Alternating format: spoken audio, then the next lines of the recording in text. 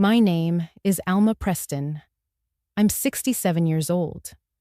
I used to be a librarian at Fairview High School, the kind who remembered your favorite author and reminded you to return your overdue books with a smile. I've been a mother for 40 years, a wife for 38, and a widow for the last 2. And tonight, I'm standing upstairs in a house no one knows I own, listening to my daughter-in-law give a full-blown tour of what she believes is her new home. She doesn't know I'm here. She doesn't know I bought this house in secret, with the life insurance my husband left behind, or that I've spent the past 6 weeks overseeing renovations down to the last drawer pull. She doesn't know, but she's already dividing up the rooms.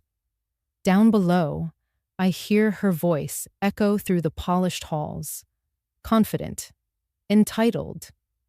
"The master suite is mine," Kara says with a laugh that curls at the end like smoke, and then casually, like she's offering scraps. "My mom can take the guest room next door." My breath catches. She means her mother, not me. I look around at the room I chose for myself. South-facing windows, soft light, original molding. The space where I'd planned to finally rest. Heal. Read again, without a clock. My fingers tighten around the banister. They haven't seen me. They think I'm still just the old woman in the background of their lives. They think I'm furniture, wallpaper, something inherited, but not valued. So I wait. I wait until they finish touring my home like it's theirs, until they talk about knocking down walls and turning my library into her yoga space. I wait until they leave, laughing, planning, dreaming. And then I act. By 8 o'clock that evening, I've changed every single lock in the house. The front door, the side entrance, even the hidden latch that leads to the basement crawl space. Because if Kara has a key now, she won't tomorrow. I call Lily, my lawyer's assistant, and have her arrange for a full security system with cameras, front and back, motion lights, alerts sent straight to my phone, facial recognition if needed. No one else will walk freely through this house again. I make myself tea in the kitchen I designed, blue and white porcelain tiles, farmhouse sink, antique brass fixtures. The contractor had wanted to go modern. Kara would have torn it all out. But this house was never meant for her.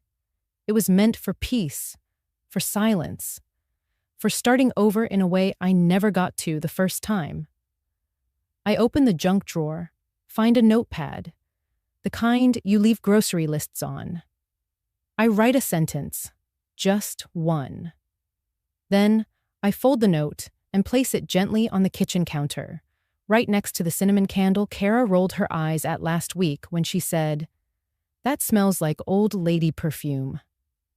I light it. The scent rises soft and warm, curling into the air like memory.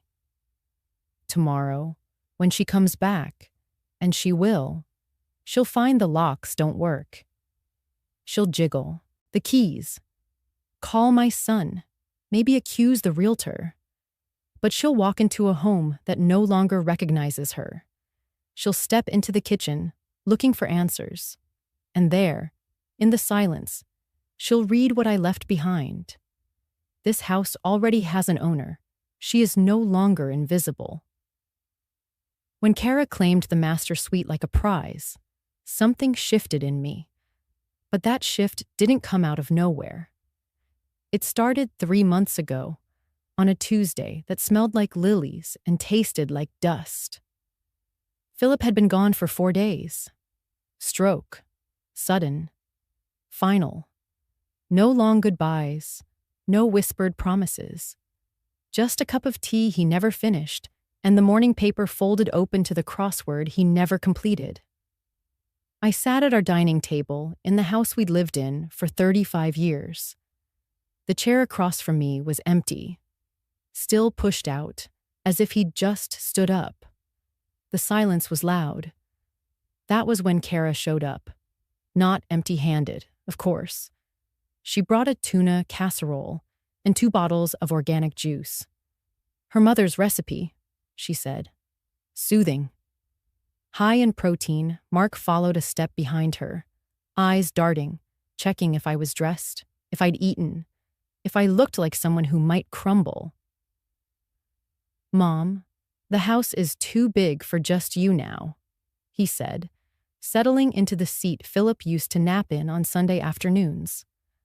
I said nothing, just cradled the silver teacup I'd been holding for hours. It had been a wedding gift from Philip's aunt, delicate, etched with ivy along the rim. One of the last things I polished before the funeral. It was warm from the tea, but my hands stayed cold. That week, they came by more often than they ever had before. Every visit, Kara had new suggestions. You should be somewhere with an elevator. Have you thought about moving closer to the kids? There's a community in Brookstone with on-site wellness care. I nodded, smiled. I knew they meant well. At least I wanted to believe they did. Grief softens the mind. It makes you interpret concern as love and manipulation as help. Mark mowed the lawn, twice, even though it hadn't grown. Kara reorganized my spice rack without asking. She stood in my kitchen and turned to me with that bright, easy smile. You deserve a fresh start, Alma. She'd started calling me by my first name more often. Not Mom, not Ma. Alma, like I was a colleague, a client, a woman she was about to sell something to. Then came the night they stayed for dinner. I made roast chicken with rosemary, just like Philip liked it. The skin crisped perfectly. The kitchen smelled like family. We ate on the porch. The summer air was soft. The neighborhood children ran down the street, chasing something invisible. Kara poured herself a second glass of wine and leaned forward. You know, it might be time to think practically. I didn't respond, just took another sip of tea. She continued. This house, it's lovely, but it's old. The plumbing alone. She trailed off, smiling, waiting for me to fill the gap. I didn't. So she did. You could sell this place. Live somewhere cozier, safer. You wouldn't need so much, well, money. There it was. The word hung in the air like a question I was supposed to answer. I looked down at my teacup.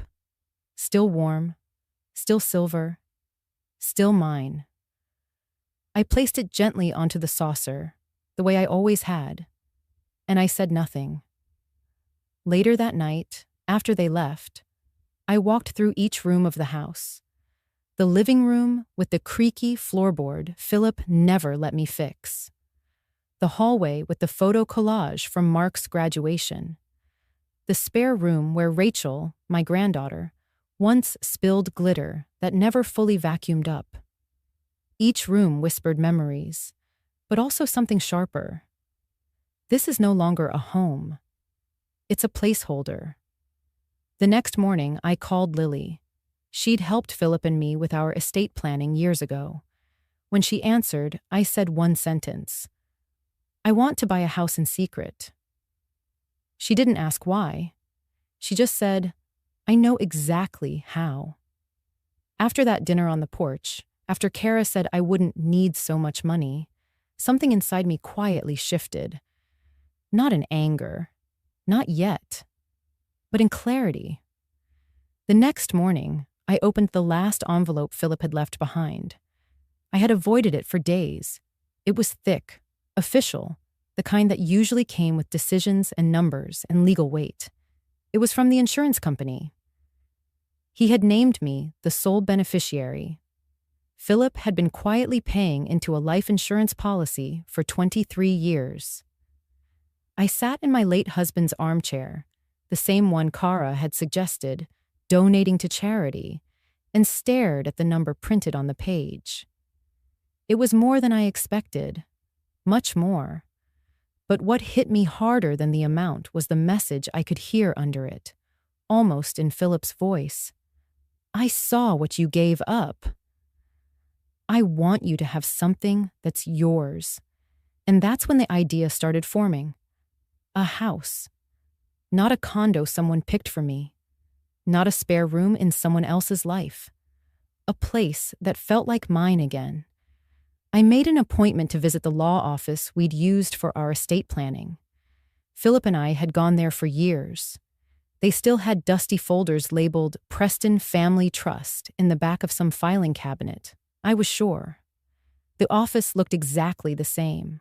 Leather chairs, framed diplomas, the soft ticking of a wall clock that ran 10 minutes slow.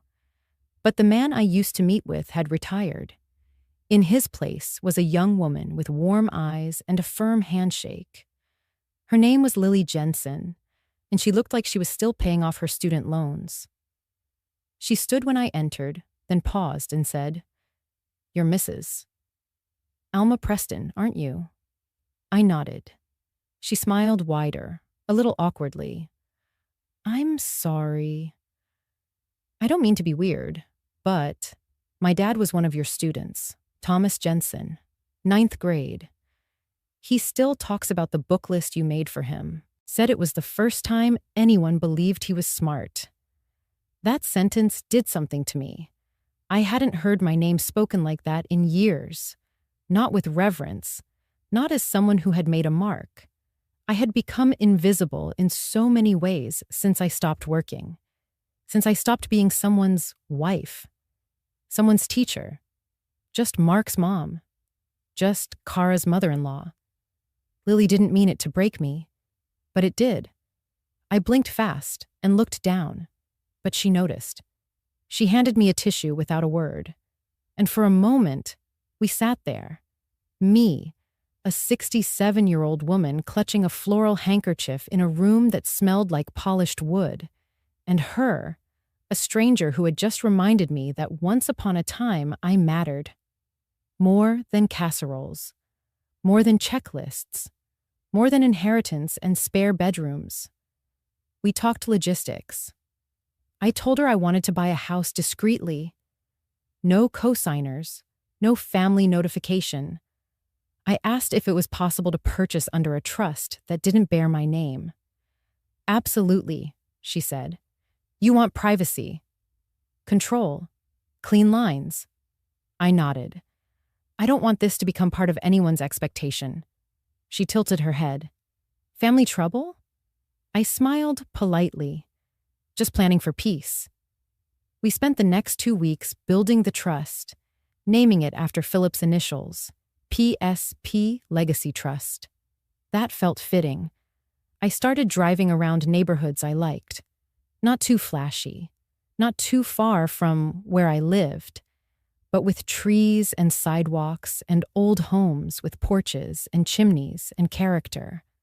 I didn't want marble and glass. I wanted creaky floors, crown molding, windows that told stories in the afternoon sun. One Saturday morning, I found it. A red brick Victorian on Elmhurst Avenue. 6 bedrooms, 3.5 baths. A porch swing. A turret that made it look like a library tower. The kind of house I'd dreamed about as a girl, but never believed I'd live in. It had been sitting quietly on the market. Needed some work, but the bones were good. It felt unspoiled. Mine. I didn't tell Mark. I didn't tell Kara.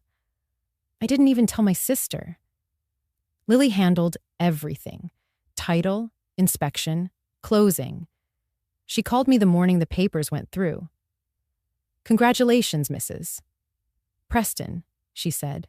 "You're officially a homeowner again." That evening, I walked through the empty house alone. My footsteps echoed. No furniture, no photos, no memories yet. But I whispered something aloud, just to make it real. You are allowed to have something for yourself. And the house didn't argue. The first time I stepped through the front door of the house on Elmhurst Avenue, I didn't feel like a stranger. I felt like a woman remembering a place she hadn't yet lived. The air smelled of dust and varnish, and something faintly citrus. Maybe the real estate agent had sprayed something hopeful in the corners. But that didn't matter, because I saw it all. The bones were beautiful. 3 stories of red brick, tall, narrow windows, and a wraparound porch with chipping paint that begged for restoration, not replacement.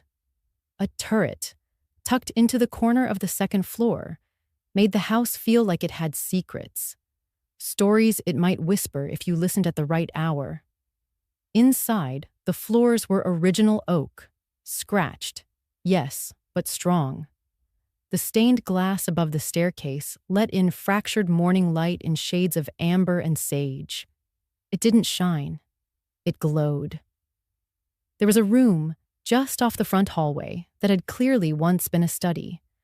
Built-in bookshelves ran from floor to ceiling, interrupted only by a fireplace and a window seat. I imagined a cup of tea on one side, a book on the other. That would be my library. The kitchen was outdated, brass hardware dulled, linoleum peeling at the edges. But the bones were good. You can always fix tile. You can't fake soul. I stood in the center of that empty kitchen, closed my eyes, and tried to hear life. I could see Rachel running through with glitter on her hands, laughing. I could hear Kara complaining about the old oven while secretly loving the warmth of the place. I pictured Mark at the table, rubbing his temples the way Philip used to, and asking me to pass the salt. It wasn't reality, but it was a dream I had not yet given myself permission to have. Upstairs, the master bedroom had tall ceilings and 3 long windows facing east. The light that poured in touched the floor like water. This would be my room. Philip always loved east-facing windows. He said they were honest. They told you what kind of day it would be before you even got dressed. He used to sit beside our bedroom window at home, coffee in hand, newspaper folded just right, saying nothing and somehow saying everything. I stood in the empty master suite, turned my face toward the light, and closed my eyes. And then I began. I hired contractors, carefully. Not a company with billboards and radio ads, just a local team that had worked on homes in the historic district. Men who knew how to preserve what mattered. I met them only twice. The rest was handled through Lily. Every invoice, every supply order, every signature went through the PSP Legacy Trust. My name was nowhere. If anyone asked who was buying the place, they'd find a document trail that ended in a neutral office suite downtown. No one would link this home to Alma Preston. That was the point. The renovations took 6 weeks. During that time, I lived between houses, still sleeping in my old bed, still nodding and smiling when Mark asked how I was coping, still listening to Kara suggest independent living communities with suspicious enthusiasm. They never asked what I was working on. They never suspected a thing. And I didn't volunteer it. Some things grow better in silence. By week 2, the kitchen had been gutted. The floors were sanded down and refinished by hand. Every original doorknob was kept. The chandelier in the dining room had its brass rewired, but not polished, because I wanted it to shine in its age, not be scrubbed of it. The old fireplace tiles were cleaned, not replaced. They had a crack along the left edge. I told the contractor to leave it. "That crack makes it real," I said. He nodded without understanding. I chose the wallpaper myself for the upstairs hallway. Subtle violets, nearly gray in most light, but soft when the sun hit just right. The master bedroom, my bedroom, was painted a shade of warm cream. I had the windows resealed so they wouldn't rattle in the wind, and I bought linen curtains that looked like something from a seaside inn. But I left the bookshelf wall in the study untouched. I wanted to fill it slowly, book by book, memory by memory. The house came alive day by day. I watched it happen in photos Lily sent me, quiet snapshots of progress. No one else knew the address. No one else had keys. No one knew I was creating something sacred. Not just shelter, but selfhood. This was the first thing in my life that I built entirely for myself. And not because I had to, but because I could. The house was nearly finished. The painters had just completed the final coat on the crown molding. The antique sconces I'd chosen, brass, not gold, had been installed in the hallway. I'd walked through the rooms that morning, breathing in the scent of wood polish and quiet pride. For the first time in years, I felt like I had something to look forward to. That afternoon, I was home. My old home, the one they kept calling too much for a woman your age. When the phone rang, it was Mark. "Hey, Mom," he said. His voice was light, casual, like he was calling from the car with a latte in one hand. "Kara and I are actually out looking at houses today." For her mom, I held the phone a little tighter. "Oh," I said carefully. "Is everything all right?" Yeah. Just trying to be proactive. Her mom's knees are getting worse, and her dad's meds are getting more complicated. They need more space, you know? Something that works for multi-generational living. He said it like it was the most obvious thing in the world. Like moving Kara's parents in was just part of life. Like refilling a prescription or picking up groceries. But then he added, "There's this gorgeous Victorian on Sycamore. 6 beds, huge kitchen, real wood floors. Honestly, it reminds me a little of our old place, but way nicer. It just came back on the market." And that was the moment my heart stuttered. The house. My house. On Sycamore. The red brick Victorian I had bought in secret. The home I had poured myself into. The one I hadn't shown to anyone, let alone my son. I steadied my breath, kept my voice neutral. "That sounds lovely," I said. "Will her parents be buying it?" Mark laughed lightly. "Well, that's the thing. It's a little out of their range. And ours, too, honestly. But we were thinking, if you were willing to help out a bit, maybe as part of our future inheritance, it could actually work." There it was, wrapped in politeness, softened with family logic, but clear as day, not a question, a suggestion, a presumption. I pressed the phone closer to my ear and looked at the silver teacup sitting on the table beside me. I hadn't used it in weeks. The rim was dusty.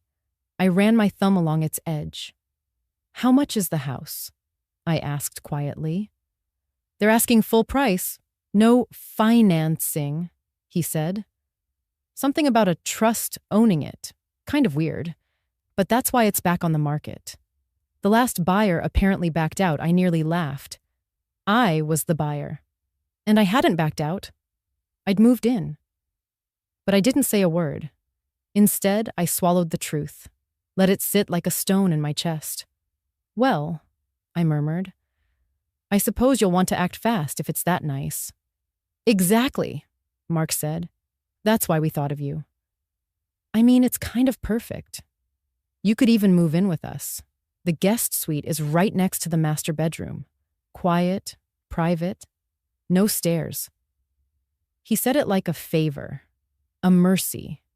Like being tucked away in the side of someone else's dream was a gift I should be grateful for. I forced a smile into my voice. "Let me think about it," I said. "I'd love to help if it makes sense." When I hung up, my hand was trembling. I sat in the stillness of my kitchen and let the pieces rearrange themselves. They had no idea I owned the house. that it wasn't just some fantasy property they stumbled upon. They were planning to ask me for money to help them buy a home that already belonged to me. I should have been angry, but what I felt was quieter than that, like being erased with a polite smile, like being expected to play a role I never auditioned for. Later that evening, I got a text from Kara. It read, "Told my mom about the house." She cried. It's the first time I've seen her light up in months. This place could really be the start of something for all of us.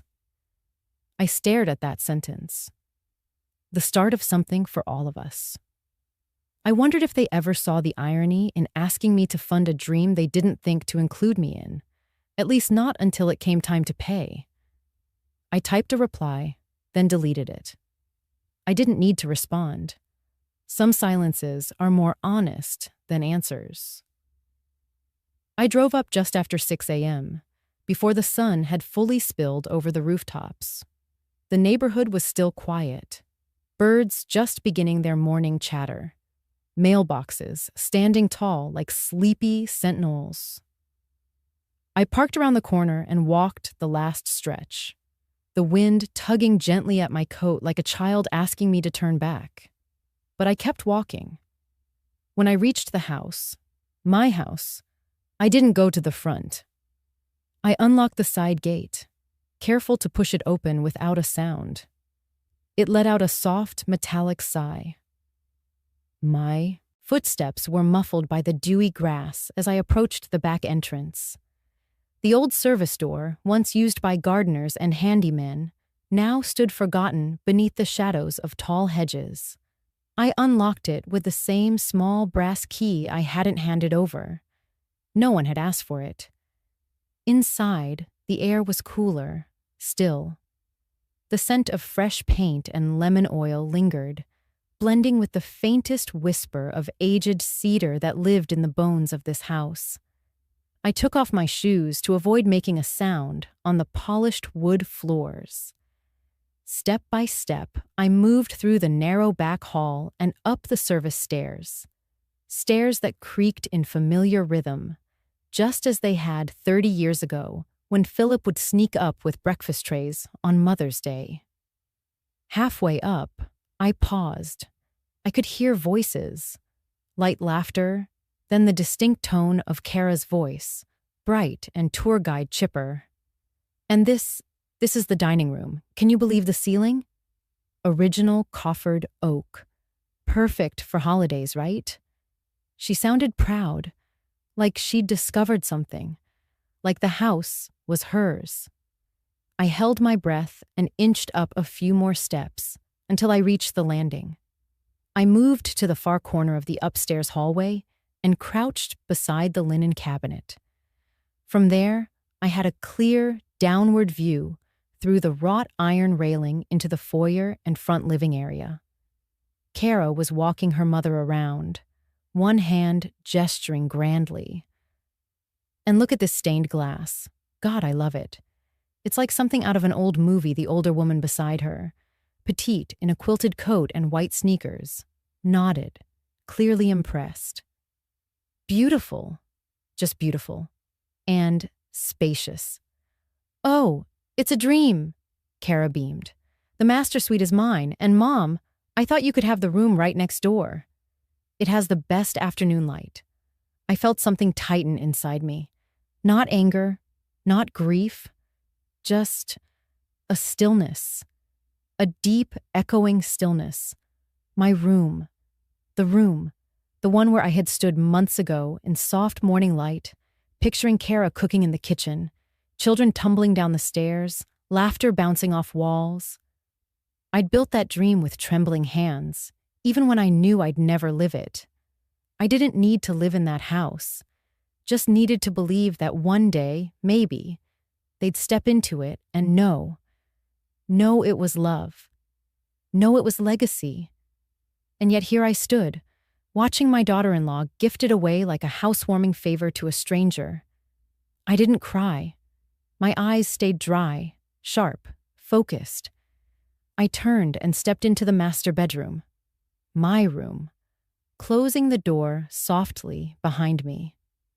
The light was just beginning to fill the space, golden and warm. It landed on the windowsill where I'd placed the small brass photo frame with Philip's picture. He was smiling in it. That same patient, amused smile he always wore when I argued with talk radio or burned the Sunday roast. I reached out and laid my fingers against the frame. Just the edge. Just enough to feel the coolness of the metal. "Did you see this, Philip?" I whispered. "Did you see how fast they forgot who built the roof they're standing under?" There was no answer, just the hush of sunlight and the faint thrum of Kara's voice downstairs, talking about where she'd put a coffee bar. I straightened my back, pressed my hand briefly to the old oak wardrobe, and left the room without looking back. On my way out, I took the long route through the service stairs again. I didn't want to cross paths. I didn't want confrontation or questions or awkward silences. I wanted to leave with something more powerful. My silence. When I stepped back into the cool morning, I paused beneath the shadow of the maple tree that lined the driveway. Its branches had turned the color of fire, shedding leaves like whispers to the ground. I watched as Kara pointed out the wraparound porch to her mother, beaming with that same rehearsed excitement. I wondered if she truly believed her own narrative, that this was her home to gift, her story to write. But the truth was quieter. It was written in deeds and trusts, in my signature on restoration contracts, in the PSP Trust name buried beneath legal paperwork no one bothered to read. I walked away, not defeated, not broken, just awake. And sometimes that's all you need. I didn't sleep that night. Instead, I drove straight back to the house Philip built. Our house. The one with the sunroom where we used to read on Sundays, where the tiles still held faint coffee stains from a clumsy morning in 1998. The one they'd toured as if it were just another listing. I parked in the driveway, headlights off. The silence inside was different now. Not hollow, no. It was alert. I stepped into the kitchen, flicked on one light. It hummed like an old friend. Then I reached for my phone and dialed the one number I hadn't called in years, not since she moved to Portland. "Lily," I said, "I need you to come." Tonight, she didn't ask questions. My goddaughter had always been the kind of woman who understood unspoken urgency. She arrived 45 minutes later, in jeans and a windbreaker, holding her toolkit like a weapon of quiet justice. "Change every lock," I told her. "Every single one. Front, side, back, garage, even the one upstairs that sticks. And I want cameras, discreet ones." She tilted her head. "You want to press charges?" I shook my head. "Not yet. But I want to see just how far they plan to go." The air between us stiffened. Lily said nothing, but I saw it in her face. That quiet fury of someone who loved you, who wanted to call the police, to scream. But she honored my silence, like Philip used to. While she worked, I wandered into the kitchen and opened a drawer, third one from the left, still creaky, pulling out a sheet of stationery. The same monogrammed kind I used to write thank you notes on. I took a pen and began to write. No anger. No blame. Just the kind of truth you only leave behind when you've stopped needing to explain yourself. By the time I finished, the cameras had been installed, 3 inside, 2 facing the walkways. The new locks clicked into place at precisely 11:04 p.m. I sat alone in the dark kitchen, the note resting gently on the marble island, my hands folded in my lap like they used to be in church. Click. That sound. It echoed through the halls, not loudly, not menacing, but with authority. The sound of a lock turning, a boundary being drawn, a soft declaration that the person who once kept the lights on, the meals warm, the bills paid, the memories intact, was still here, still watching, still capable of saying, "This ends now." My reflection in the oven glass caught me by surprise. Hair grayer than I remembered, shoulders straighter than I expected. There was no rage in my face, only resolve. For years, I thought my silence was kindness, that not taking up space was love, that disappearing was a sacrifice you made when others needed more room. But tonight, the locks turned for me. Not to keep people out, but to keep myself in present. Aware. Awake. I walked slowly up the stairs, one hand on the rail, passing by the portrait of Philip that still hung in the hallway. I paused there a moment. "They think it's theirs now," I whispered to the photograph. But it never was. He didn't answer.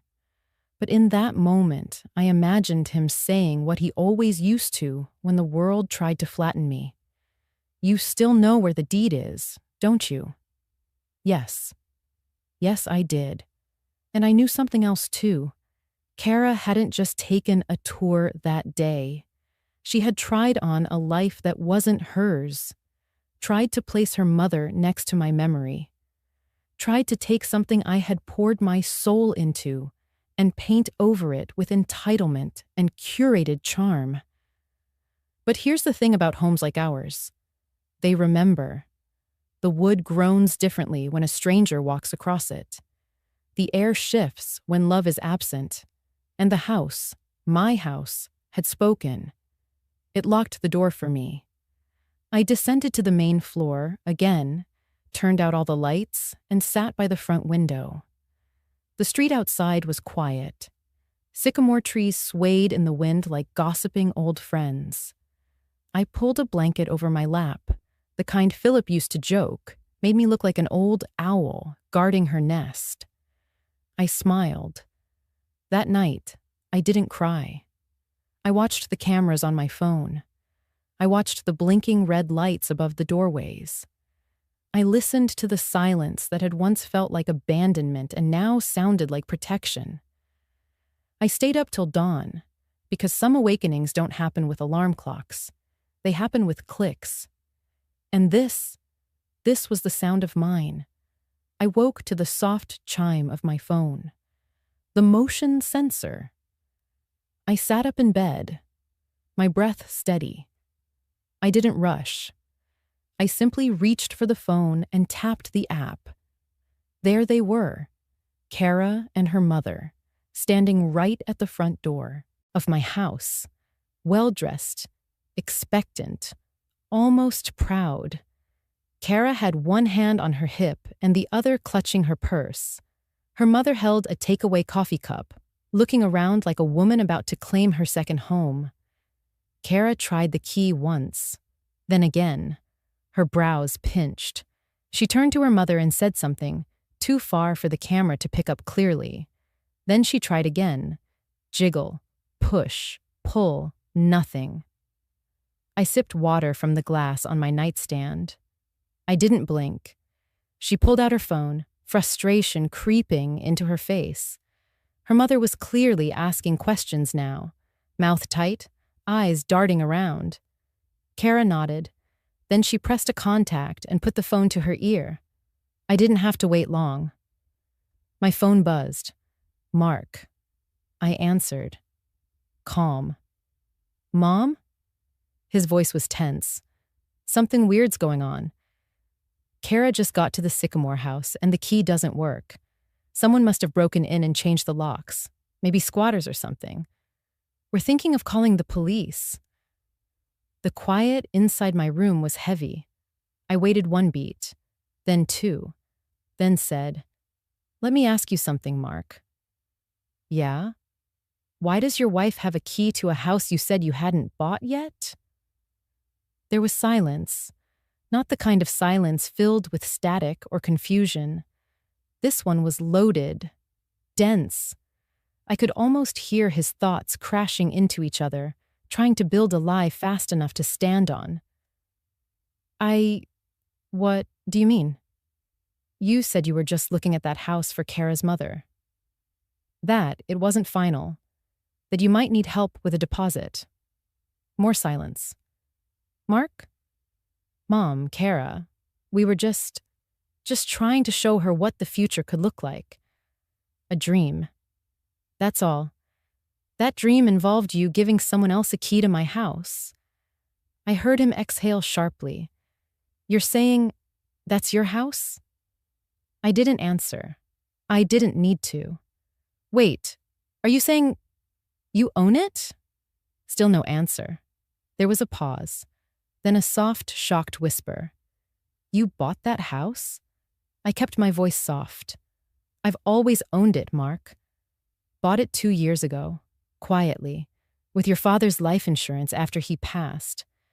It was going to be my quiet place for spring, remember? You helped me look for it. I didn't know you closed on that one, he stammered. I thought you didn't go through with it. I didn't think I needed to explain my personal finances. Another pause. Then came the tone I recognized all too well. Defensive. Wounded. Mom, you could have told us. We wouldn't have tried anything if you gave the key to someone else. Before asking me anything. You walked them into my space, without permission.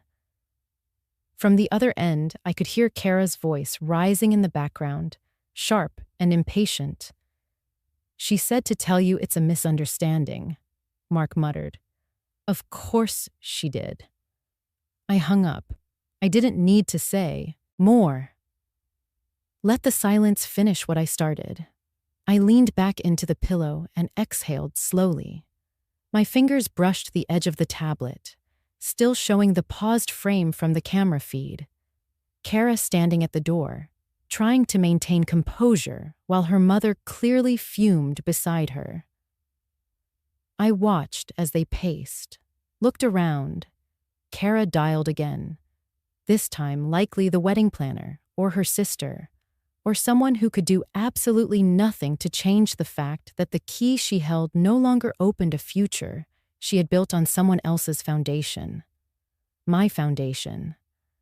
A future stolen in drafts and whispers, now crumbling in the quietest of ways. I let the moment settle, not out of cruelty, but because I wanted it to echo. There's a kind of justice that doesn't need courtroom gavel strikes or angry confrontations. Sometimes it arrives in the simple click of a lock that no longer turns. In a realization that you were never truly entitled to the things you so confidently claimed. I got up and walked to the kitchen, barefoot on warm wooden floors. Made coffee slowly. Black. Just the way Philip used to take it. On the fridge, the photo of the three of us still hung from a sunflower magnet. Me, Mark, and Kara, smiling after their engagement party. I studied it for a moment.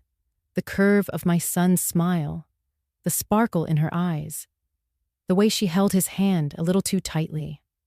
Back then, I ignored the warning signs. I wanted so badly to believe she was the one, that she saw him, truly saw him. Not just what he could provide, but love isn't always blind. Sometimes it's willfully looking the other way. And now I chose to look. I took another sip, letting the heat ground me. Somewhere outside, the morning birds were starting their song.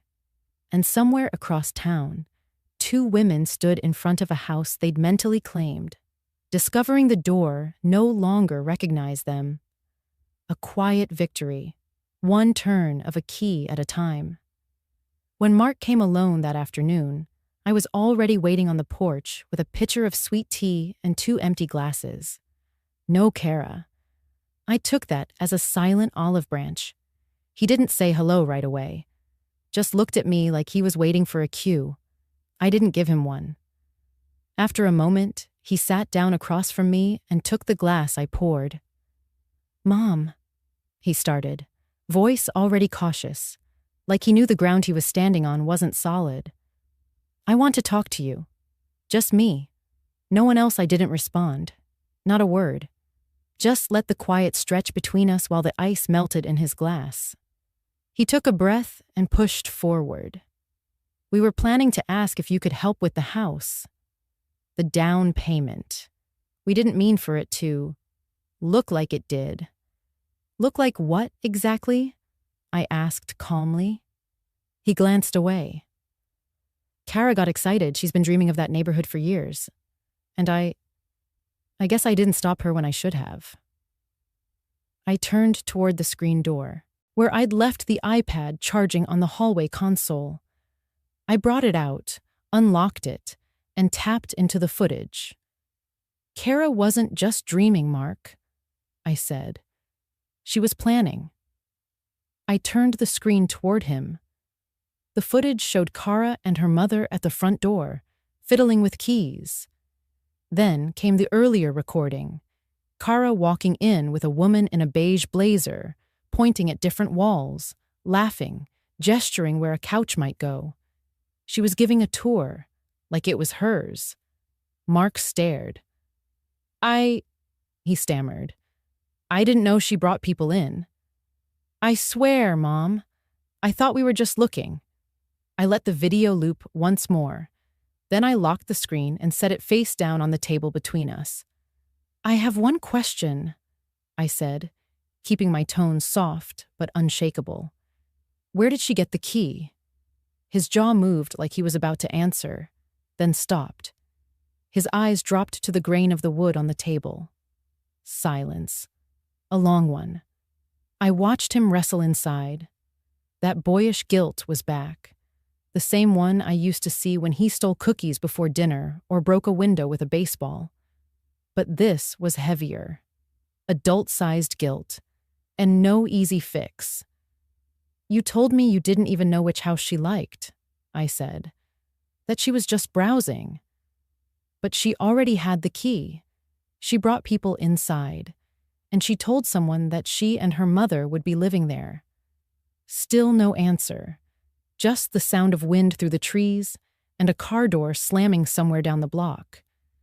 "I don't know what to say," Mark finally said, eyes still low. "You don't have to say anything." He looked up, startled by my evenness. I wasn't yelling. I wasn't crying. I wasn't even angry anymore. Just clear. "You don't owe me an explanation," I continued. But I needed to see how far this had gone before I decided what kind of mother I want to be going forward. He blinked. "What does that mean?" "It means," I said, rising to my feet and collecting the glasses, "that I'm not here to be a pocket. Or a placeholder. Or a surprise twist in someone else's home tour." Mark stood too, his face softening, maybe realizing this wasn't going to end with forgiveness wrapped in a bow. "Mom, we just wanted to take care of you too, you know?" he said, his voice almost pleading. "We thought if we could make it work, it'd be easier. We didn't want you alone." I stopped in the doorway and turned back. "You wanted me close enough to babysit Mark, not close enough to belong." He winced. That landed, and maybe it was unfair, maybe not. But it was the truth as I saw it. He stepped back, hands in his pockets now, head hanging low. "Do you want me to come by tomorrow?" he asked. "No." That stunned him. "Then, when?" I held the door open and said gently, "When you're ready to tell me the whole truth." "Not before," he nodded once, more to himself than to me. Then he walked away, down the steps, past the hydrangeas he once helped me plant as a boy, back to the car I bought him in college. He didn't say sorry. I didn't ask him to. Some silences say enough. The kettle clicked softly behind me, but I didn't get up. My fingers were wrapped around the handle of my silver teacup. unmoved, unblinking. Lily stood across the kitchen island, her brows drawn together, fingers flying across her phone screen like she was defusing a bomb. She had gone quiet for nearly a full minute, which for Lily meant something serious. Finally, she looked up. "I found something." Her voice was steady, but I heard the caution underneath. The same tone I used to hear from my late husband when delivering news from the front lines of his work. Neutral, but never without consequence. I raised an eyebrow. "About what?" "Kara." I looked into property transfers under her name. And, well, she's done this before. I didn't blink, just gave a nod that said, "Go on." Lily turned her phone around to show me. 5 years ago, her grandmother, Ethel Deacon, lived in Minnesota. Kara was the only grandchild. Her parents had passed. I took the phone and scrolled. The screen showed a scanned deed, time-stamped 3 months before Ethel's death. She convinced her grandmother to transfer the deed while she was still alive. Lily continued. She said it was to avoid the inheritance tax, but there was no urgency. Her grandmother wasn't even sick. "And then?" I asked, already knowing the answer. "She sold the property within a year and used it as a down payment on their first house." Mark had told me once that Kara's grandmother had helped them get on their feet, but he never said how. My fingers brushed the rim of the teacup. Cool, smooth, heavy. "She framed it as a smart move," Lily added quietly. "She told people it was mutual." But I found a few posts. Neighbors. They said her grandmother was confused about where she was living in her final months. Thought she still owned her house. Kept asking why someone else was there. I looked out the window. The sky outside was low and overcast, gray streaks dragging across the horizon like a smudged charcoal painting. My roses were blooming in spite of it, soft, stubborn little things that refused to die even when left untended. "Why didn't Mark tell me?" I asked, more to myself. He probably doesn't know. Kara's good at making it all sound like a good deed. Lily sat across from me now, her voice lower. But it's a pattern.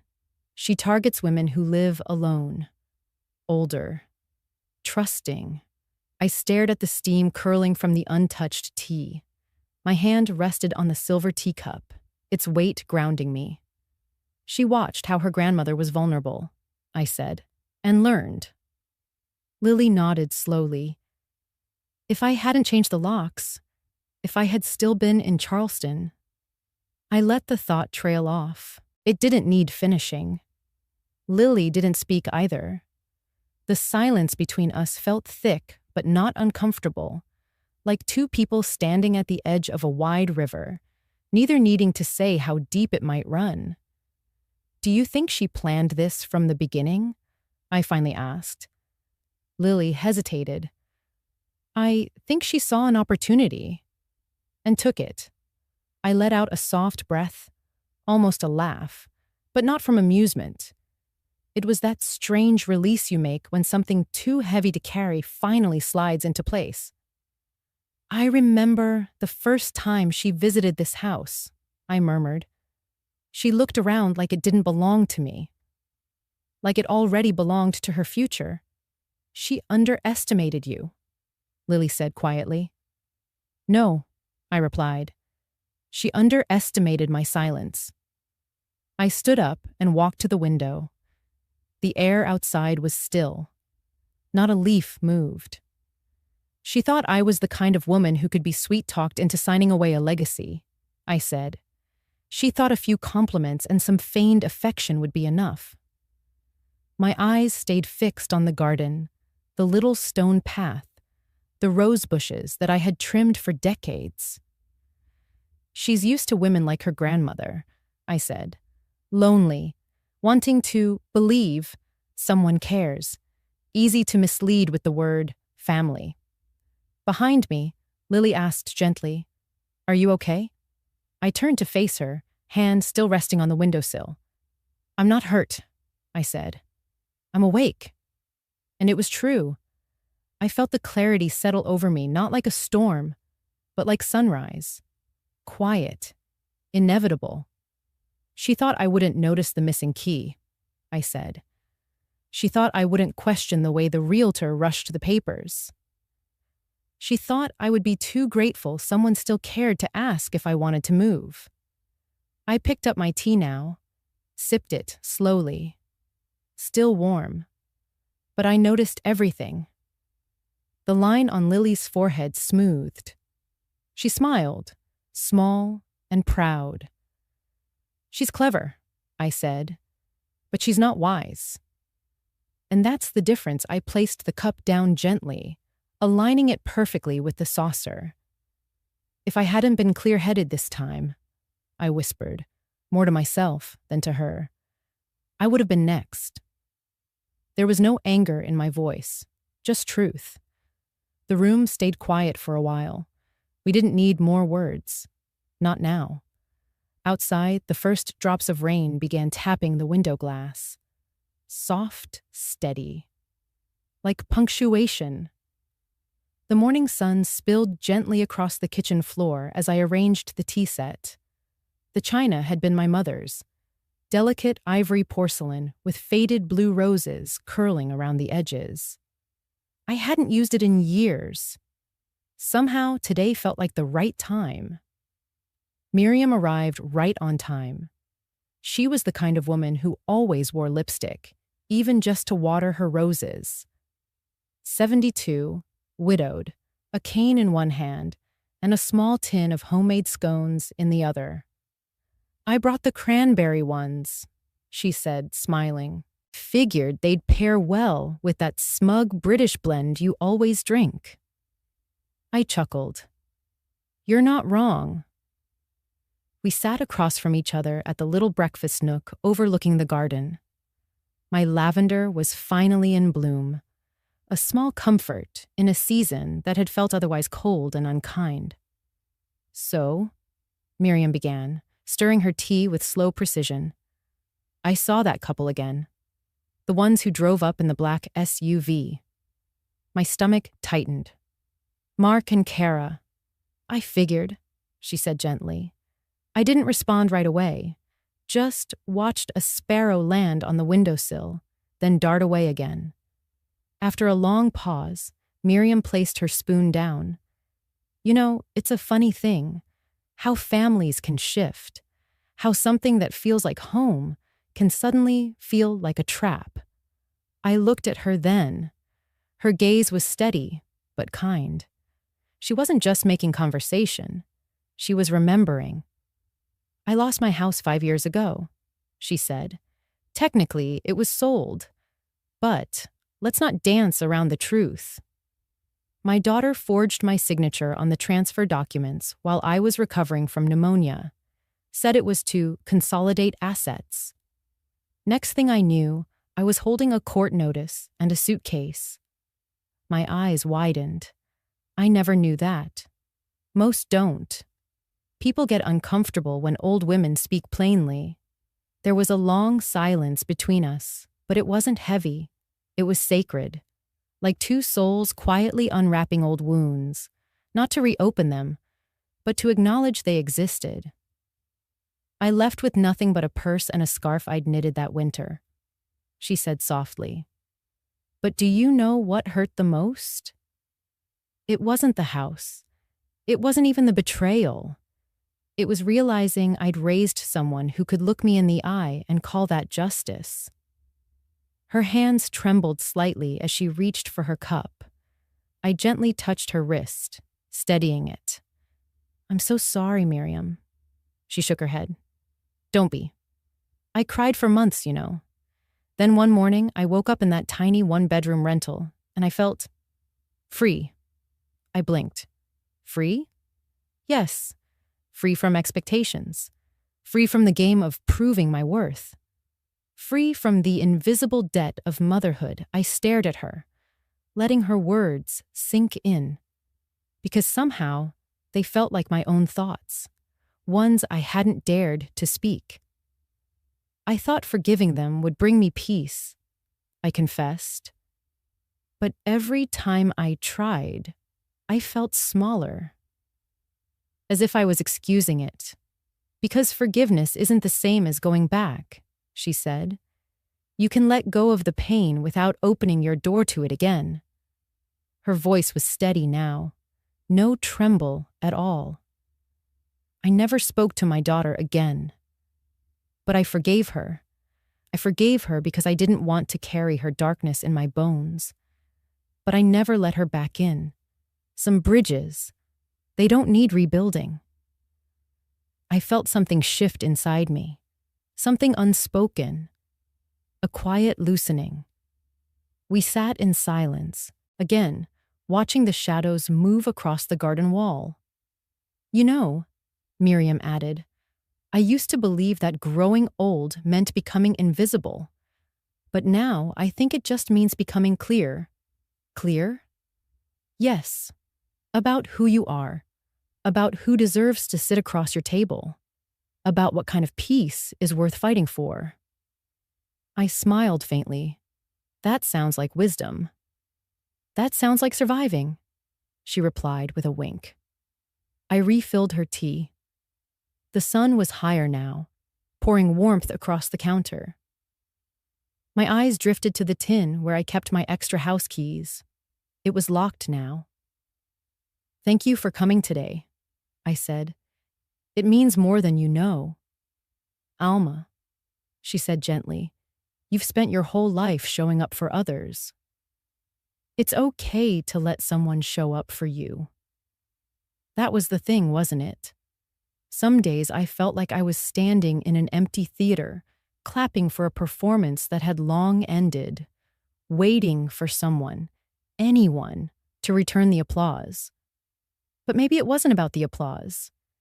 Maybe it was about walking off stage with your head held high, even if no one noticed. As Miriam rose to leave, she paused at the door. If they come again, she said, don't open it. You've got nothing to prove. I know, I whispered. She turned back. And if you ever forget, I live 2 doors down. I've got tea, stories, and a freshly signed will that says my neighbor gets my scones if I go first. I laughed. A full, surprised laugh that echoed through the quiet house. And for the first time in a long while, the walls didn't feel like they were closing in. They felt like mine. The envelope was pink, with faint crayon flowers drawn along the edges, and a tiny sticker of a smiling cupcake sealing it shut. It arrived on a rainy Tuesday, sandwiched between a property tax notice and a flyer for roofing repair. I almost missed it until I saw the handwriting on the front, not the stiff loops of Kara's cursive or Mark's hurried scribble, but the wobbly, untrained block letters of a child. To Grandma Alma. My fingers paused. I sat down on the bench by the front window, the soft patter of rain on glass echoing the beat of my heart. Slowly, I peeled open the flap and pulled out a piece of folded paper, decorated with stickers and faint smudges of jelly fingerprints. Inside, in a mix of lowercase and uppercase letters, were the words, Dear Grandma, I miss your muffins. Mommy cries a lot, but I still love you. Love, Rachel. No spelling mistakes. I could see Kara had helped her write it, but the last line, the only one scribbled in marker and a different hand, was Rachel's alone. I didn't cry. Not this time. Instead, I folded the letter neatly, pressed it between my palms like a prayer, and took a long breath. The ache in my chest wasn't sharp anymore. It was quieter now, less like a wound and more like an old scar that knew how to live in the rain. I stood, walked to the kitchen, and reached up to the tall cabinet, the one I hadn't opened in months. Tucked behind old casserole dishes and my mother's chipped teacup was a box. Inside it, my handwritten recipe cards. Some had stains, others were curling at the corners, but one stood out. A pale yellow card with small hearts drawn around the title, Grandma Alma's Blueberry Muffins. I ran my finger over it slowly. The ingredients were simple: flour, sugar, vanilla, blueberries from the back garden when they were in season. But it wasn't the ingredients that made them special. It was the way I used to hum while baking. The way Rachel would sit on the counter, swinging her feet and licking the spoon. The way we used to make a tester muffin and eat it still steaming, her giggling through the heat. I wrote a letter back that evening, not on fancy stationery, just a soft blue note card I'd kept from a forgotten pack. My pen moved slowly, like it had something to say, but wasn't sure how loud it should speak. Dear Rachel, I miss baking muffins with you too. Sometimes love is like baking. It needs the right time, the right heat, and a little sweetness. Here's the recipe. You'll make it better than I ever did. Love, Grandma Alma. I folded the yellow recipe card and slipped it in with the note. Then I added something else. A tiny muffin-shaped eraser I found in my drawer, left over from a pack I'd bought her last Christmas. No words about Kara. No questions. No bitterness. Because this wasn't about Kara. This was about Rachel. And maybe this was about me too. About remembering who I was before all of this.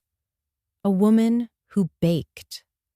A woman who sang while she gardened. A woman who didn't need to fight every battle to prove she was worthy of love. The next morning, I walked the letter to the post office myself. The rain had cleared, and the autumn leaves had begun to fall in earnest. The world felt soft, like a quilt in warm hands. The postmaster greeted me with a smile. "Mailing something sweet today, Alma?" I smiled, holding the envelope carefully. Something gentle. He nodded like he understood, even if he didn't. Back home, I set the kettle to boil and sat by the window again. The recipe tin still sat open on the counter. I hadn't touched it in a while. But maybe it was time. Not for Rachel, not for Kara, for me. I pulled out a second card, this one for cinnamon scones, and laid it beside the muffin recipe.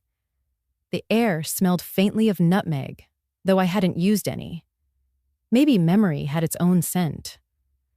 Sometimes, forgiveness isn't a grand declaration. Sometimes, it's a folded recipe card sent to a little girl who remembers sweetness when everything else feels sour. And sometimes, healing begins with letting go of the need to correct every wrong. I didn't know if Rachel would ever bake those muffins. I didn't know if Kara would let her. But I did know that love, once planted, had a way of blooming in the most unexpected places. Even in a kitchen where the oven hadn't been used in months. Even in a heart that had learned to stay soft without breaking. Even in a letter written in crayon and stickers that simply said, "I miss your muffins."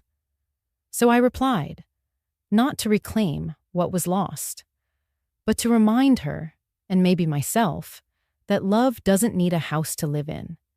It just needs a warm oven and an open heart, and both of those still belong to me.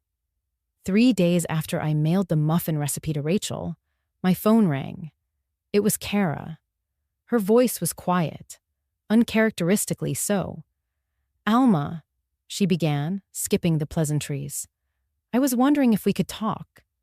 In person, I hesitated, not because I was afraid, but because I had learned, finally, that boundaries are not built with emotions. They're enforced with intention and clarity. "I'm home this afternoon," I replied. "If you come, we'll speak here. The porch camera stays on. I won't be alone in the house. Just so you know, She paused. Okay, I understand. By 3 p.m., she was at my door, looking different, less polished, no full makeup, just tired eyes and a trembling purse strap clutched in both hands. I led her to the kitchen, poured her tea, and sat across from her. I didn't speak first. She did. I know how this looks, she said, voice cracking. But I swear, I wasn't trying to take advantage of you. I let her continue. Mark and I, we thought this house could be our reset, something solid, something permanent for Rachel. Her hand circled the rim of the teacup. I grew up with nothing, Alma, she whispered, and I promised myself I'd never go back to that. So yes, I rushed things. I put the house in my name early, but I thought it would make taxes simpler. I thought you'd understand. My silence stretched between us. I wasn't trying to cheat you, she added, more defensive this time. I was trying to help this family. I looked straight at her, calmly. No, I said softly. You weren't trying. You were calculating. Her lips parted slightly, as if to interrupt. But I continued. I've spent most of my life listening to people's intentions while ignoring their actions. You say you were helping the family, but you forged documents, pressured my son to talk me into a trust I didn't need, and filed paperwork behind my back. That's not help, Kara. That's strategy. She blinked hard. Her eyes shimmered. I bought this home, I said gently, as a gift. Not just for me, but for the family I thought still believed in things like truth, integrity, roots. But a gift, it cannot be given to someone who sees me as a walking wallet. Kara flinched. I know you think you've had it rough, I added, but that doesn't justify making others your stepping stones. Her voice broke. I didn't mean... I raised one hand, not to silence her, but to slow the chaos in the room. This isn't about meaning. It's about behavior. Then I stood, walked to the kitchen drawer, and returned with a folder. Inside was a high-resolution printout, dated, time-stamped, showing her at the lawyer's office, the one she said she'd never visited. Kara stared at it. Her shoulders sank. I placed it gently on the table in front of her. No threats, I said calmly. No police. No lawsuit. Not unless I'm forced. I'm giving you this moment. One opportunity to do better. Her hands trembled as she reached for the folder but didn't open it. And one more thing, I added. I'm not the one who needs saving. Her gaze flicked up. You looked at me like a weak old woman with too many emotions and not enough sense. But I've raised a son, buried a husband, survived cancer, and lived through more winters than you've seen birthdays. The truth hung in the air, not loud, but heavy. I don't need rescuing, Kara. I needed respect. She covered her face then. Her breath caught in hiccuped sobs. I didn't know how to stop, she whispered through her fingers. Then this is your chance, I replied. I stood, signaling the end of our conversation. Kara rose too, unsteady. At the doorway, she turned, still holding the folder like it might burn her fingers. I'm sorry, she said. For the first time, not as a performance, but a confession. I didn't reply. Not because I didn't believe her, but because I knew that real apologies are not in words. They're in changed behavior. And that only time would reveal. She stepped out onto the porch. The camera's soft click echoed as the door closed behind her. I returned to the kitchen and picked up my tea. Still warm, still waiting. I sat back down, staring out the window where the late sun was starting to stretch shadows across the yard. My hands didn't shake. My heart didn't race. For the first time in a long time, I felt centered. Not angry, not triumphant, just whole. And that, I realized, was more powerful than revenge. It was healing. The first evening in my new home arrived quietly. There was no fanfare, no ceremonial ribbon cutting, no grandson tugging at my hand asking to explore. Just me, alone in the kitchen, tying my old apron around my waist, the one with the faded embroidery that read, "Stir with love." It felt surreal, this silence, but not empty. I had spent the day preparing a simple meal, nothing extravagant. A roast chicken with rosemary, a tray of roasted root vegetables from the farmer's market, and, of course, a basket of freshly baked muffins, Rachel's favorites.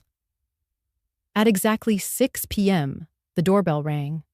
I wiped my hands and walked over to open it. Miriam stood there, her silver hair in soft curls, wearing a floral blouse that reminded me of spring. "You look lovely," I said, meaning it. She smiled warmly. "So do you. Smells like home in there." "Come in," I said, stepping aside. Behind her were Anna and Jamal, the young couple who had just moved into the duplex across the street. They brought a bottle of sparkling apple cider and homemade cornbread. "And this," Anna said shyly, "is for the host who welcomed us with warm tea and gardening tips before we even unpacked a box." I laughed. "Well, I couldn't let you plant your azaleas in that heavy clay soil." They stepped in, and shortly after, little Elsie arrived, an 11-year-old who sold newspapers on Saturdays and once helped me carry my grocery bag up the porch steps when my wrist was sore. She came with her mother's permission and a chocolate pie that looked more ambition than skill, but it was wrapped in hope and tin foil, and that was enough. My table was full. I set out the dishes, poured the cider, and lit 2 candles, not for romance, but reverence. We held hands before the meal, and though no one said grace aloud, there was a sacredness in our silence. It wasn't religion. It was recognition. The food passed from hand to hand. We laughed about burnt casseroles and garden mishaps, talked about book clubs and neighborhood watch meetings. Jamal offered to help me fix the leaky back gate. Miriam promised to bring her rhubarb pie next time. No one asked why my son wasn't there. No one mentioned Kara. And yet, their absence wasn't loud. About halfway through dinner, I looked around the table and paused. The candlelight danced on the glassware, reflected off kind eyes and tired but open smiles. These were not my blood, but they showed up. Not because they had to, because they wanted to. I gently set my fork down and took a sip of water before speaking. "You know," I began, voice steady but low, "I always thought family was something permanent, something stamped onto you like your name or your birth date. But lately, I've come to believe family isn't always who shares your name. Sometimes it's who shares your table." They all looked up. No one said a word, but I saw it. The recognition in Miriam's eyes, the quiet gratitude in Anna's, the respect in Jamal's, and the shy pride in Elsie's. I didn't need applause. I didn't need validation. I just needed this. A moment where warmth filled more than just the room. It filled the spaces that once echoed with betrayal and disappointment. Miriam reached across the table and squeezed my hand. "You're right, Alma. And sometimes it's who knocks on your door even when they're not invited, just to make sure you're okay." I smiled, then passed her the muffins. I made them with real butter this time. She laughed. "Oh, then I'll take 2. Later that evening, when the plates were cleared and the pie served, slightly undercooked but sweet. We moved to the living room. I played a vinyl record on the old turntable Mark once tried to convince me to throw out. Its soft crackle was oddly comforting. Elsie curled up on the rug with a crossword puzzle. Anna and Jamal shared stories about their first date. Miriam leaned back on the couch, eyes closed, murmuring that it had been years since she'd felt this at ease. And I sat in my armchair, the one with the creaky cushion and the view of my rose bushes, and let it all soak in. No fine china, no designer dresses, no speeches about legacy or obligations. Just a dinner. And yet, it felt like a beginning. Not of a new family, per se, but of something perhaps more honest. A chosen circle. A self-built community rooted not in blood, but in care. As everyone began to say their goodbyes, I handed each of them a small gift bag. Just a jar of homemade jam and a note. It read, "Thank you for being here, for listening, for showing up. You reminded me tonight that home is not a place. It's a feeling, and you helped bring it back to life." When the door finally closed and the house grew still again, I didn't feel alone. I felt full, and in that fullness, I quietly whispered to myself, This is enough." A week passed before the final paperwork arrived. It came in a plain envelope. No drama, no confrontation, just a simple email from my lawyer. "Alma, as of today, Kara has been fully removed from any and all legal claims, powers of attorney, and estate negotiation rights. Mark has not contested. It's over. No fireworks, no apologies, just silence. But silence can be a gift." I stared at the message on my tablet for a long moment. Then I did something I hadn't done in a while. I exhaled, a deep, long breath that seemed to come from a place beneath the years. Later that afternoon, I heard the mail slot creak open. It wasn't bills this time. It was a small envelope with smudged edges, clearly drawn by hand. I recognized the handwriting immediately. Rachel. I sat down with my tea and opened it carefully. Inside was a hand-drawn picture of a large, cozy house with stained glass windows and flower beds bursting with color. There was a figure standing on the porch with silver hair and a warm smile. Next to it, in purple crayon, were 6 uneven letters. "This is Grandma's castle." My throat tightened. I placed the card on the kitchen counter and looked around. At the stained glass Mark said was dated. At the creaky wooden cabinets Kara wanted to replace. Everything I had built and preserved. Everything that made this place mine. I found a small brass tack in the drawer, walked to the arched doorway of the living room, and pressed Rachel's drawing right above it. Front and center. No frame, no glass. Just honest crayon joy, glowing in afternoon light. It felt right there. The next morning was bright. I woke up early, as always, but for once, not because I had to. No schedules, no noise, just sunlight pouring through the colored panes, casting soft blues and ambers on the hardwood floor. I brewed a fresh pot of Earl Grey in my old ceramic teapot, the one Kara once called tacky. I smiled. The roses outside needed watering, so I took my cup and stepped onto the porch. My slippers brushed against the stone steps as I moved, slow but steady, toward the flower bed I had planted 33 years ago with John. The roots were deep, still holding. As I bent to check a drooping bloom, I heard the birds again, the same ones that visited each morning, now comfortable with my presence. I wasn't just a guest anymore. I was home. There's something strange about reclaiming a space that was always yours. It's not about possession. It's about peace. About finally feeling the walls exhale with you instead of around you. The wind shifted, and a single petal floated onto my wrist. I watched it settle there, light as a whisper. I didn't need anyone to tell me I was whole. I had always been. Even when they tried to slice me into useful pieces. A babysitter, a financier, a favor machine. I had never truly lost myself.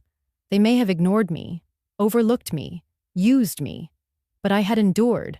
And now I was exactly where I needed to be. I took another sip of tea and let the warmth linger. Inside, the card from Rachel swayed gently in the breeze from an open window. The stained glass above it threw tiny rainbows across the wall. Quiet, accidental beauty. I didn't need a parade or closure. What I had was enough. I smiled to myself. And then the voice inside me, the one that had always known better, always waited patiently for me to remember, spoke softly. They gave tours of my home as if I didn't exist. But I do. And now, I live here. Fully. No longer in their rooms. But finally, in mine. The phone rang while I was steeping my chamomile tea. I nearly didn't pick it up. These days, I screen more than I speak. But something nudged me. Intuitions, perhaps. Or maybe just tired curiosity. I set the kettle down, wiped my hands on the dish towel, and answered. Mark. His voice was softer than I remembered, unsure of itself, cautious. Hi, Mom, he said. Then after a pause, Rebecca's ultrasound is next Thursday. We thought maybe, if you wanted, you could come. Just like that. No apologies. No acknowledgement of the months of silence. No mention of the house or Kara's schemes. Or the way they left me standing in the garden that day, alone with a set of keys and bruised dignity. Just Rebecca's ultrasound. My body froze. I stood there by the counter, holding the cordless phone to my ear like it was a ticking bomb. Because, wasn't it? It could have exploded in a dozen ways. Grief, guilt, old maternal longing. I heard myself say nothing. Absolutely nothing. Mark filled the silence with a flimsy patch. I thought you might want to be there, first grandchild and all. That word, grandchild, snagged at my heart like a thorn in silk. Rachel's crayon drawing still hung by the window with the words, "This is Grandma's castle." And now this, an offer to witness a new child arriving into the world, as if my presence at that appointment could sweep everything under the rug. I didn't answer. I told him I needed to check my schedule and hung up before I could betray myself. And then I stood still. The kettle had long since stopped whistling. My tea had gone cold. I walked over to the cupboard and slowly placed my favorite silver-trimmed teacup back into the wooden shelf. It made a soft, final sound as it settled. A hollow clink, like punctuation at the end of an unfinished thought. What was I supposed to feel? Joy? Hope? Resentment? All of them swirled inside me like cream in coffee. Never quite blending. Never quite separating either. I wanted to go. That's the truth. I wanted to see the blurry outline of that little life forming on a black and white screen. I wanted to squeeze Rebecca's hand gently, offer her the quiet comfort only a woman who's birthed pain and joy in equal measure could give. I wanted to ask the doctor questions she wouldn't think to ask. I wanted to be a mother again. But I was also a woman who had been dismissed, discarded, and disrespected. A woman who had found her footing again, not through their redemption, but through her own resolve. A woman who had earned her peace, one carefully set boundary at a time. Could I walk into that room and not feel like an accessory? Like a placeholder for guilt? Would I be there because they loved me? or because they needed a grandmother-shaped figure for the narrative they now wished to rewrite? Was I just an extra in their redemption arc? That's when the conflict cracked open inside me, full and sharp. "I'm a mother," I whispered, staring at the empty space on the countertop. "But I'm also a person. A person with a spine, with memories, with scars." It's hard to explain to people who've never had to split themselves in two, who've never had to juggle love and dignity like two burning coals in their hands. You try to hold on, to not drop either. But the truth is, sometimes you can't hold both. One has to be set down. And in that moment, I knew. If I went, I'd have to pretend. Pretend that the house I stood in hadn't once been turned into a set piece for Kara's real estate fantasies. Pretend that I wasn't called difficult when I dared to say no. Pretend that I hadn't cried in silence while the very people I gave life to questioned my worth. And pretending, that's the part no one warns you about. It's not the pain that breaks you. It's the performance. I sat by the window, watching the late morning light creep across the rosebush. A new bloom had opened overnight, soft pink, with edges curled like an old letter. I had planted it weeks ago, not expecting it to take. But there it was, alive, unapologetic.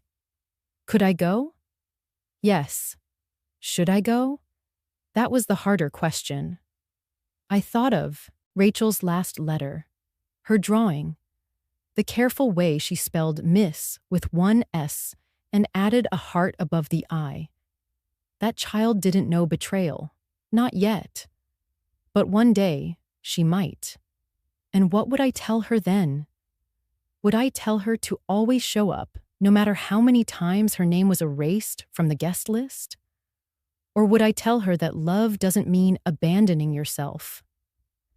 I still hadn't made a decision by nightfall, but one thing was certain: I wouldn't be guilted into love again. And maybe that was the lesson. That motherhood, real motherhood, doesn't mean erasing who you are. It means protecting the person you've become, so that one day your children might learn how to protect their own souls too. Sometimes, holding on to your humanity requires a quiet act of rebellion, not a scream, not a slam of the door, just the calm act of putting a teacup away and knowing you don't owe anyone a performance. Not anymore. I was searching for a warranty. That's all it was. A silly old warranty for the stained glass fixture in the front hall. The lamp had begun to flicker, and despite every part of me trying to move forward, I was still someone who kept boxes of things just in case. I opened the file drawer in the hallway cabinet, the one I hadn't touched since Harold passed.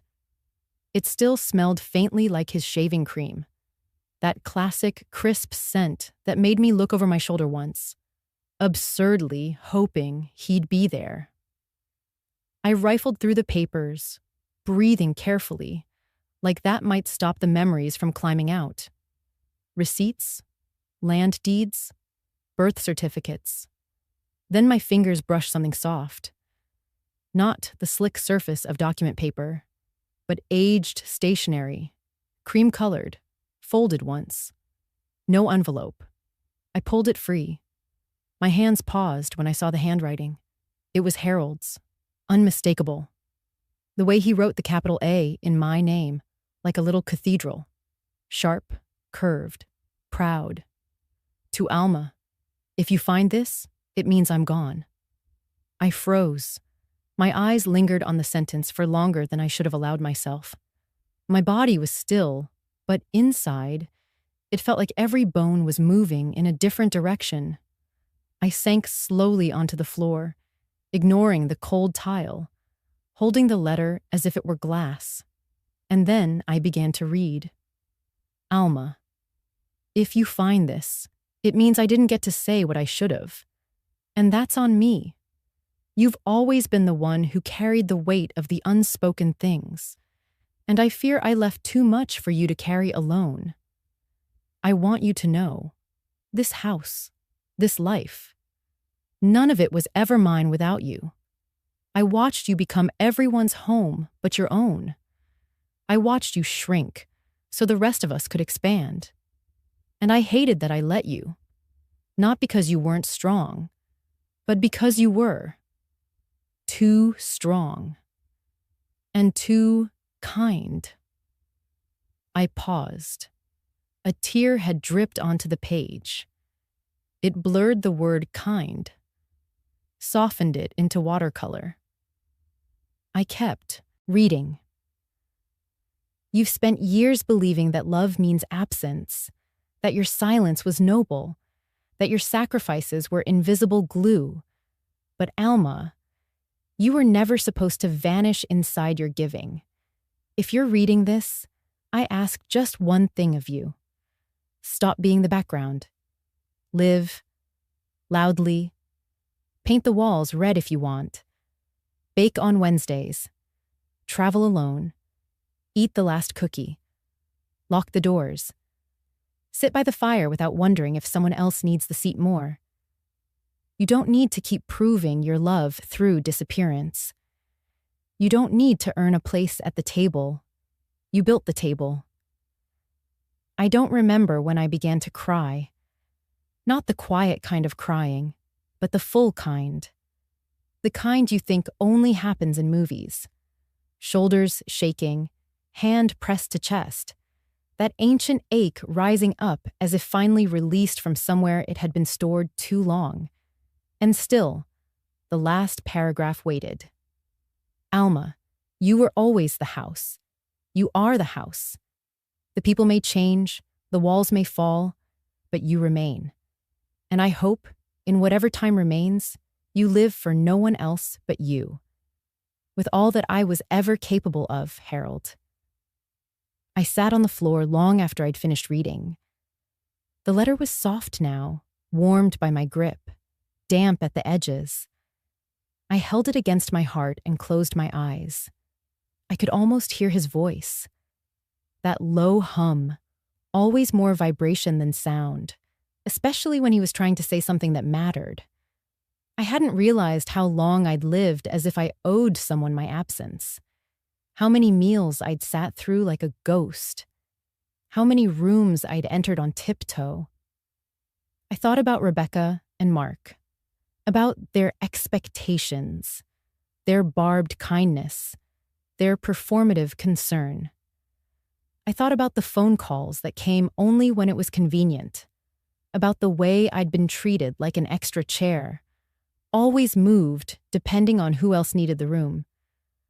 I told myself it was normal, that motherhood was sacrifice, that aging meant shrinking. But Harold had seen me, not just when I was young and beautiful and needed, but even later, quietly, faithfully, and he'd left behind the permission I never dared ask for. I stood up slowly. I didn't put the letter back. Instead, I walked it carefully to the glass cabinet in the living room, tucked it behind the small figurine he bought me in Florence, the one he said looked like me. Proud posture, thoughtful eyes, he'd teased. And then I smiled, not because I was healed, but because, maybe for the first time in a long while, I wasn't pretending not to feel. I wasn't minimizing my wants. I wasn't erasing my grief so someone else could breathe easier. I had every right to sit here, in this house, in this skin, in this life. And I would, because I was no longer someone else's foundation. I was the home. I was brewing chamomile when the phone rang again. This time, it wasn't Mark. It was the hospital. Miriam had suffered a mild stroke. She was stable now, they said, but shaken, alone, and asking for me. I stood there for a full minute, staring at the humming kettle. The steam curled up, soft and ghost-like, rising toward the sunlit window pane. I turned the knob off and reached for my coat. When I arrived at the hospital, the scent hit me first. That distinct blend of antiseptic, distant sorrow, and something tired. I found Miriam in a small room with pale walls and a single orchid wilting near the sink. Her face was drawn, lips pale, but her eyes, they still held that familiar edge of fire. "You came," she whispered, her voice a dry whisper of old paper. "Of course I did," I said, easing into the chair beside her bed. "We may argue like ex-sisters-in-law, but we still bake the same pie crust." That made her smile, barely. For a while, we just sat. She reached for my hand. Her fingers were colder than I remembered. "I thought I'd have more time," she said, almost to herself. I always thought the next chapter would arrive when the last one was neatly wrapped. I waited. "I kept waiting for the perfect moment to forgive myself," she said. "But the truth is, that moment never comes. You have to choose it before it's earned." The beeping from the monitor punctuated her words like slow metronomes of mortality. "I lived longer than your brother," she went on. "But I didn't really live until I left the house we built." I swallowed. There was something raw in her honesty now. No cleverness, no performance. Just a woman in a paper gown with no one left to impress. "I watched you, Alma," she said. "Always bending. Always giving. Always trying to fix what was never yours to mend. You stayed longer than I ever could. I didn't know what to say." So I squeezed her hand. Miriam blinked slowly and said, "Don't you wait like I did. Don't you keep hoping they'll invite you back into a room that was never built for you. The permission you're craving, to live, to be, to rest, it doesn't come from them." A pause. Her breathing grew slightly raspy. "It has to come from you." I nodded, too full to speak. That night, I sat by my bedroom window long after the house went quiet. The wind outside carried that first hint of winter, brushing the rose stems with a solemn gentleness. I lit a candle. Then I opened the old trunk my husband had left me, the one I hadn't dared touch in months. On top lay a manila folder, slightly worn. I'd already found one letter in there weeks ago. But this time, I reached deeper and found my own pen, my own envelope. I sat and wrote. Not to Miriam. Not to Mark. Not to Rachel or the family I once tried so hard to hold together. This time, I wrote to the future and to myself. In the weeks that followed, I rewrote my will. The new version was short and precise. If Mark and Kara could demonstrate consistent and meaningful restoration of trust, not just pretty words, but real, lived actions, then a portion of my estate would be available to them. Otherwise, everything would remain in a charitable trust, in Rachel's name, when she turned 25. It wasn't revenge. It wasn't punishment. It was protection. Of what mattered. Of what deserved to last. I placed the new documents in my drawer, locked it, and exhaled. Miriam was discharged a few days later. She was moving slower now, but something about her gait had softened, not in weakness, but in the peace that comes when you finally stopped apologizing for breathing. She visited one afternoon, wearing a knitted cap and holding a box of cinnamon scones. "I thought you'd want these," she said, setting them down on the counter. "And I wanted to see the house again, now that it finally feels like yours." We sat in silence for a while, sipping tea under the golden, stained glass light. "I'm proud of you, Alma," she said quietly. I smiled. I think I'm finally proud of me, too. We didn't speak of Mark, or Kara, or any of the echoes that used to haunt these halls. We just shared scones, two older women, two different maps of the same country. each of us scarred by choices, but no longer living inside the shadows they cast. It was a Tuesday when Mark called. His voice on the phone was unusually still. He didn't start with his usual barrage of polite pretexts or practiced warmth. He just said, "Mom, would you meet me for coffee?" I paused. "Is Kara coming?" "No, just me," I agreed, though I didn't know why. Maybe it was curiosity. Maybe it was hope. Maybe it was neither. I wore my navy cardigan that Miriam once said brought out the blue in my eyes. My hands trembled as I buttoned it. The cafe was on the corner of Main and Chestnut. The same one Mark used to take me to after church when he was 13. Back when he still thought I hung the moon. I arrived early, as always, and chose a seat near the window. The sun filtered through in warm streaks, lighting up the dust in the air. I ordered chamomile tea. The waitress gave me a knowing nod and a kind smile. He arrived 7 minutes late. That used to bother me. It didn't anymore. Mark looked tired, a man carrying too much and pretending he wasn't. His shirt was ironed, but his eyes were frayed. He sat across from me. No hug, just a hesitant, "Thanks for coming." I nodded. There was a silence between us. A silence so loud I could hear my own heartbeat echo in the porcelain cup I lifted. Then he spoke. We've been talking. Kara and me." I raised an eyebrow but didn't respond. He continued, slower now. About therapy, about everything, how we handled things, how I spoke to you. I read Dad's letter too, the one you found. I didn't know he wrote that. My chest tightened. I think he was right. You deserve more than we gave. You always did. He looked up at me, searching my face like it held some key to redemption. I stayed still. "If we change," he said, voice almost a whisper, "if we go to therapy, if we do better, would you come back?" The question landed between us like a stone dropped in a still pond. I didn't answer. Not immediately. Instead, I let the steam from my tea rise into my eyes. I stared at the amber liquid, tracing the tiny flecks of chamomile floating in it.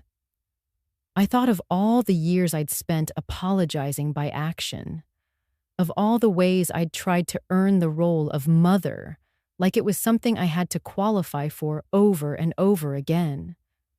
I thought of the nights I stared at the ceiling, wondering what sin I'd committed to be repaid in cold shoulders and mocking smiles.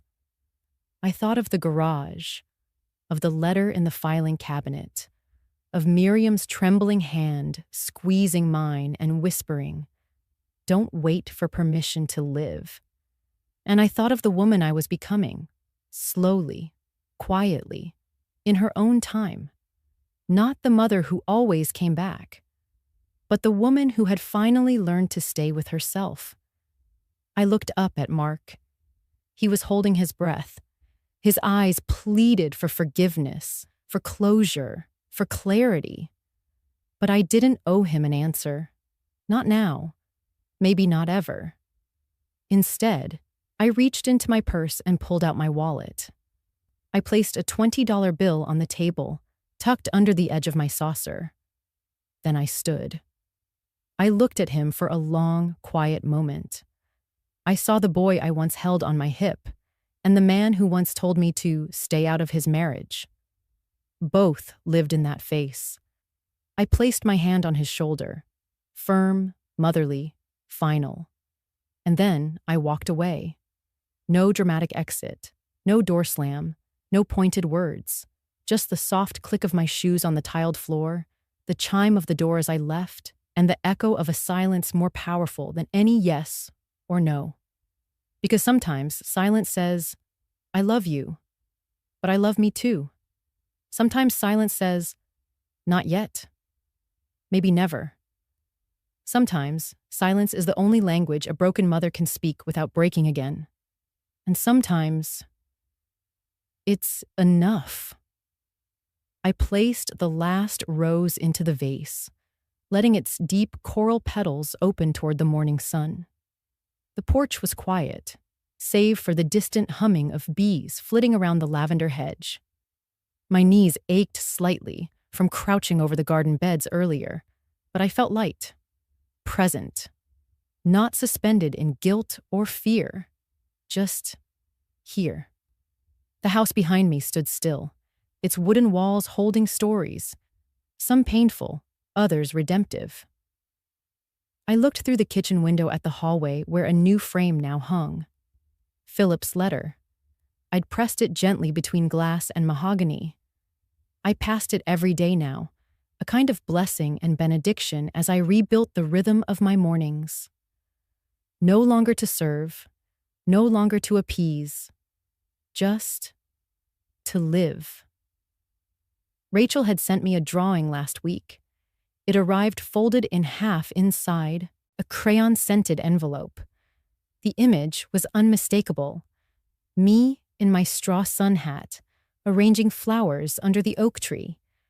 At the bottom, in her bubbly handwriting, she wrote, "This house is Grandma's, and Grandma is sunshine." I'd hung it just beside Philip's letter, on the opposite wall. A kind of balance, I suppose. His goodbye, her beginning.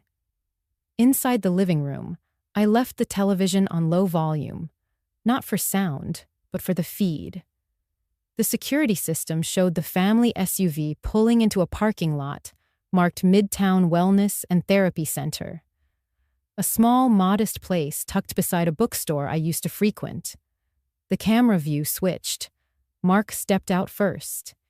He opened the door for Kara, who followed, cradling Rachel's pink journal, the same one I'd given her after the outburst in the hallway. She clutched it tight, like something sacred. Then, Mark adjusted the strap of a worn backpack on his shoulder. I saw the title of a book peeking from the front pocket. Breaking Cycles, Trauma Recovery for Families. They walked slowly toward the entrance. No pushing, no barking orders, just stillness between them. Kara looked over her shoulder once, almost instinctively, but then kept walking. I didn't cry. I thought I would. For so long, I had dreamt of them choosing a different path, stepping into a version of themselves that didn't require me to collapse. And now, here it was. Not dramatic, not wrapped in grand gestures, but quiet, real, and mine. The lilies in my hand opened easily in the warmth. I slid them gently into place among the roses and hydrangeas. Their white petals caught the sunlight, casting shadows on the tablecloth embroidered by my mother decades ago. I thought about what Miriam had said in that hospital room. Don't wait for someone to give you permission to live your life. She hadn't said it like a command.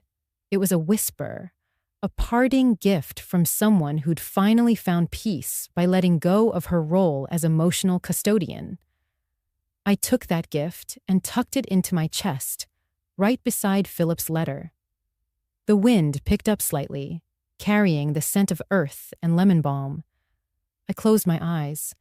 In my mind, I saw young Alma, barefoot, calloused palms, hands full of everyone else's burdens.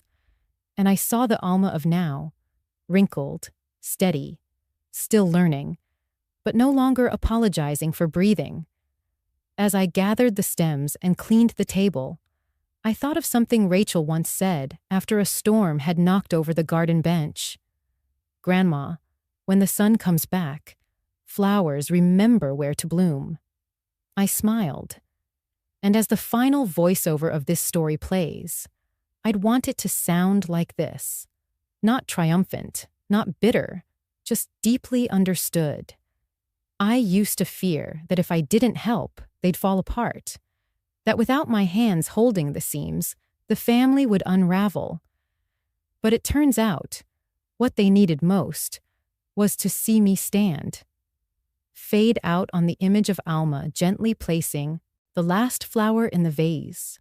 Fade in on the hallway frame. Philip's letter. Then Rachel's drawing. Then sunshine pouring in.